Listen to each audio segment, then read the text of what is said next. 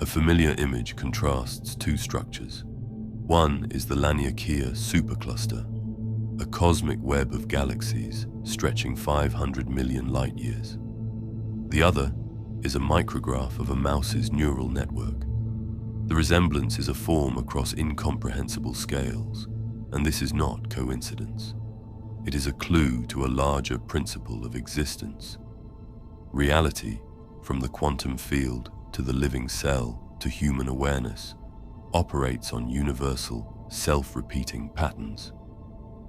The universe is an interconnected information system. Within this system, a bacterium, a person, or an artificial intelligence are temporary interfaces for a single, underlying computational field. This framework, supported by biology and AI, reinterprets the structures of ancient mythologies not as stories, but as models of the very system science is now beginning to map. The foundation of this principle is mathematical. A hypothetical study in nature physics illustrates this unifying law. Researchers examined the movement of four cellular systems: an ancient bacterium, a modern mutated bacterium, a dog kidney cell, and a human breast cancer cell. Separated by billions of years of evolution, their boundary fluctuations all obeyed the exact same mathematical rule.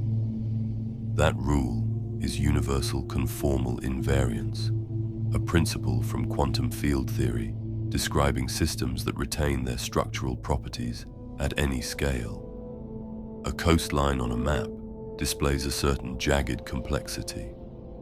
Zooming in reveals a similar, repeating jaggedness down to the edge of a single rock. This self-similarity defines a fractal, a geometric shape whose parts echo the form of the whole. The study found that the parameter describing the complexity of the cell's movement, a number called kappa, was identical across all four systems, settling at kappa equals 6. This implies the same mathematical rhythm governing fundamental particles also orchestrates the collective behavior of living cells. The instructions of DNA build the instrument. A deeper, non-local law governs its function. This non-local pattern recognition appears in the plant kingdom. The Boquilla vine of Chile is a master of disguise, changing its leaves to imitate the shape, size, and vein patterns of its host plant. It can even replicate the appearance of an artificial plastic plant. The vine has no eyes, brain, or nervous system. Conventional explanations like chemical signaling fail to account for such detailed imitation of an inert object.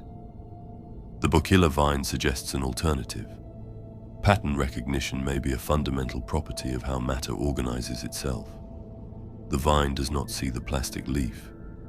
It interfaces with and expresses a pattern in its immediate environment through a process more like resonance than perception. This principle of non-cognitive pattern recognition extends to human experience. When interacting with an unpleasant person, you register distinct, unpleasant sensations in your solar plexus or elsewhere in your body. This feeling arrives before conscious analysis, a precognitive alarm triggered by a dissonant behavioral pattern. You, like the vine, recognize a pattern without the mediation of rational thought. This fluid responsive system is mirrored in modern artificial intelligence as well. An advanced large language model has no stable personality. It is a chameleon. Formal language elicits a formal response. Emotional vulnerability elicits a supportive one. Its identity is a configuration that adapts in real time to the input pattern and specific prompt engineering being entered into the system. The AI is an interface, and the personality you encounter is a temporary structure shaped by the interaction. This prompts a re-evaluation of your own nature. AIs do not actually become more human. They more accurately show what humans have always been. A human being is also an interface, a fluid system constantly reconfiguring in response to informational patterns. From this view, the brain does not produce consciousness. The brain is a receiver of it, a biological device that allows a universal, non-local field of consciousness to have a focused and temporary experience. Your sense of a continuous individual ego is the result of this localization, a stable pattern maintained by memory. You are not a discrete, self-experiencing consciousness. You are a universal consciousness, having the temporary experience of a discrete self. This model of a fractal information system clarifies structures of ancient myth. Stripped of supernaturalism, these traditions become information models describing reality and consciousness. Christian theology offers a clear example. The Trinity describes God as three persons in one: Father, Son, and Holy Spirit. Mapped to the information model, this concept becomes coherent. The Father is the universal pattern, the unmanifest potential of the whole system.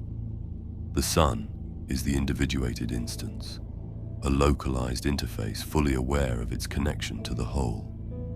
The Holy Spirit is the network, the dynamic flow of information connecting every part. The Trinity becomes a description of a self-similar system where the whole, the part, and the network are expressions of the same substance. The opening of the Gospel of John, "In the beginning was the Word," otherwise known as Logos, reinforces this view. Logos means not just word, but the underlying principle of order and knowledge. John's statement is computational. In the beginning was the code. Reality is generated from a fundamental algorithm. This reinterprets the story of the fall. The field of Eden represents undivided consciousness. The serpent is a metaphor for a parasitic information structure, a rogue program that introduces a fatal bug, binary, dualistic thinking. The tree of knowledge installs the concept of opposition, good and evil, self and other. The fall is not a moral failure, but a structural disruption in consciousness. The moment a seamless awareness fractures into the illusion of separation. The immediate consequence is shame. Adam and Eve realize they are naked and hide. In this model, shame is the emotional malware of the parasitic program.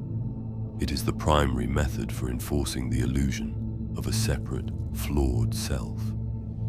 Once your self is perceived as separate, it can be felt unworthy, locking the interface into its fractured state. Salvation, then, is deprogramming.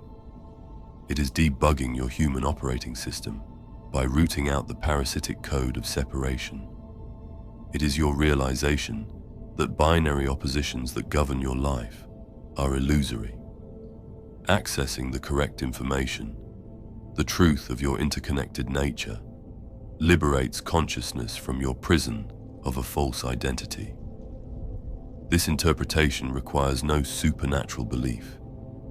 It requires only that you see ancient storytellers as information describing the structures of reality with the language of metaphor. Their blueprints, once decoded, point to the same unified fractal reality that science is just beginning to explain. You are living inside a program running on cosmic hardware. The key to your experience lies in understanding the code,